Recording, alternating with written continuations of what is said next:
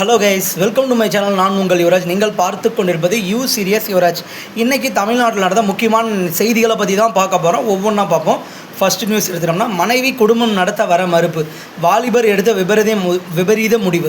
குழந்தை இல்லாத இயக்கத்தில் மது அருந்துவதாக வாலிபர் தெரிவித்துள்ளார். நெல்லை டு தாம்பரம் சிறப்பு ரயில்களின் சேவை நீட்டிப்பு. தாம்பரத்தில் இருந்து நெல்லை செல்லும் சிறப்பு ரயில் 06165 மே 4ஆம் தேதி முதல் ஜூன் 8ஆம் தேதி வரையிலும் திங்கட்கிழமை மட்டும் நீட்டிக்கப்பட்டுள்ளது.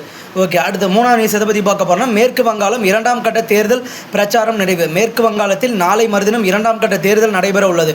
அடுத்த 4ஆவது நியூஸ் எதை பற்றி பார்க்க போகிறோம்னா, பத்ம விருதுகளுக்கு விண்ணப்பங்கள் வரவேற்பு. 2027ஆம் ஆண்டுக்கான விருதுகளுக்கு விண்ணப்பிக்கலாம் என அறிவிக்கப்பட்டுள்ளது. இதை பற்றி நம்ம டீட்டெயிலாக அடுத்த நியூஸில் பார்ப்போம். அடுத்த 5ஆவது நியூஸ் எதை பற்றி பார்க்க போகிறோம், கோடை வெப்பத்தை தணிக்க வெங்காயம் போதும். மத்திய மந்திரி ஜோதிராதித்ய சிந்தியா மத்திய அமைச்சர் ஜோதிராதித்ய சிந்தியா கோடை வெப்பத்தை தணிக்க வித்தியாசமான ஆலோசனை வழங்கியுள்ளார்.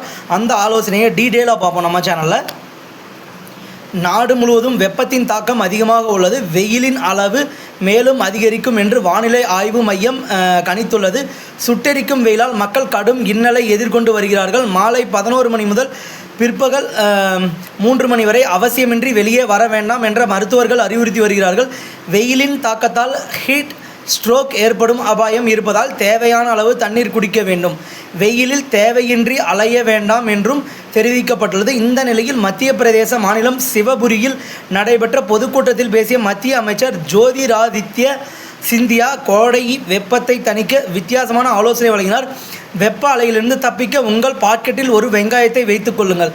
இது ஒரு பழங்கால ரகசியம். இதை செய்தால் உங்களுக்கு எதுவும் ஆகாது. வெப்பநிலை அதிகமான டிகிரியை தாண்டினாலும் நான் எனது காரில் பயணிக்கும் போது ஏசியை பயன்படுத்துவதில்லை. இயற்கை முறைப்படி வெப்பத்தையே எதிர்கொள்வதையே நான் நம்புகிறேன் என்றார் ஜோதிராதித்ய சிந்தியாவின் இந்த கருத்து சமூக வலைதளங்களில் விவாத பொருளாகியுள்ளது. இதை நான் கொஞ்சம் அனலைஸ் பண்ணிட்டு சொல்கிறேன். ஏன்னா இதை நம்புற மாதிரி இருக்கா என்னன்றது எனக்கு தெரியல. நம்புற மாதிரி இல்லை மோஸ்ட்லி. ஏன்னா வெயில் பாடி மேலே போகிறப்ப பாக்கெட்டில் எடுத்து ஒரு வெங்காயத்தை போட்டுட்டோம்னா இது எந்த அளவுக்கு ஏற்றுக்கக்கூடியதாக இருக்குன்றது தெரியல.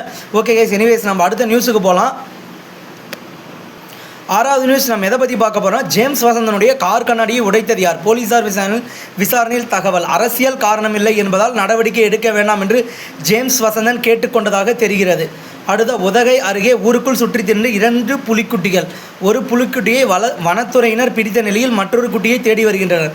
வேலை வாய்ப்புகளை தொழிலாளர் மேலாண்மை பட்ட படிப்புகளில் சேர விண்ணப்பிக்கலாம்.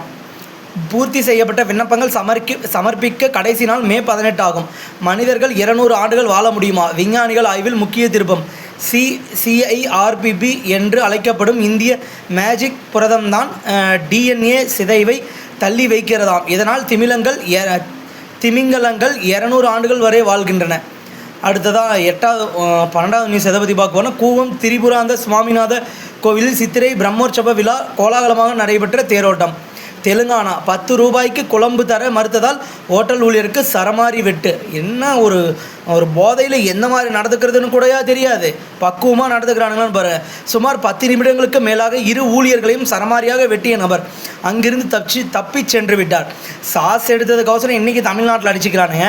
ஒரு பக்கம் என்னன்னா 10 ரூபாய்க்கு குழம்பு தர மறுத்ததால் அதுக்கு அடிச்சுக்கிறானுங்க. இவனுங்களாம் எங்கே போய் சொல்கிறதுனே எனக்கு தெரிய மாட்டேங்குது. இதுக்கெல்லாம் காரணம் என்ன தெரியுங்களா? இந்த ஸ்விக்கி சொமேட்டோன்ற மாதிரியான ஆளுங்களால் தான். இவங்க கொண்டு வீட்டில் டெலிவரி கொடுக்குறாங்க. எதை எடுத்தாலும் ஒரு 10 ரூபா டெலிவரி, ஒரு 50 ரூபா டெலிவரிக்குன்னு போட்டு இவங்க கொண்டு கொடுக்குறதால குழம்பு கிடைக்கும்னு நினச்சிட்டு அவனுங்களும் கேட்குறானுங்க. இதை எங்கே கொண்டு போய் சொல்கிறது? இந்த கொடுமையெல்லாம் யார் கேட்க போகிறா? அது கடவுளே. சரி, நம்ம அடுத்த நியூஸுக்கு போவோம். 14 வயது சிறுமி கர்ப்பம். வாலிபர் மீது போக்சோ வழக்கு. 14 வயது சிறுமியை கர்ப்பமாக்கிய வாலிபர் மீது போலீசார் போக்சோ சட்டத்தின் கீழ் வழக்கு பதிவு செய்து விசாரித்துள்ளனர். ஓகே கைஸ், இந்த நியூஸ்லாம் உங்களுக்கு பிடிச்சிருந்தா லைக், ஷேர் அண்ட் சப்ஸ்கிரைப் பண்ணிக்கோங்க. கண்டிப்பாக வீடியோ ஃபுல்லாக பாருங்கள். ஏன்னா நம்மளுக்கு நியூஸ் சேனல் தாங்க. முக்கியமான செய்திகளை மட்டும் தான் சொல்லுவேன். நான் தேவையில்லாமல் பேச மாட்டேன். தேவையில்லாமல் அப்பப்போ சின்ன ஜோக் பண்ணுவேன். பார்த்து பிடிச்சா சிரிச்சிக்கோங்க. பிடிக்கலன்னா நியூஸை மட்டும் கேட்டு விட்டுருங்க. கமெண்ட்லலாம் கழிவு தாருங்க. Thank you guys, thank you.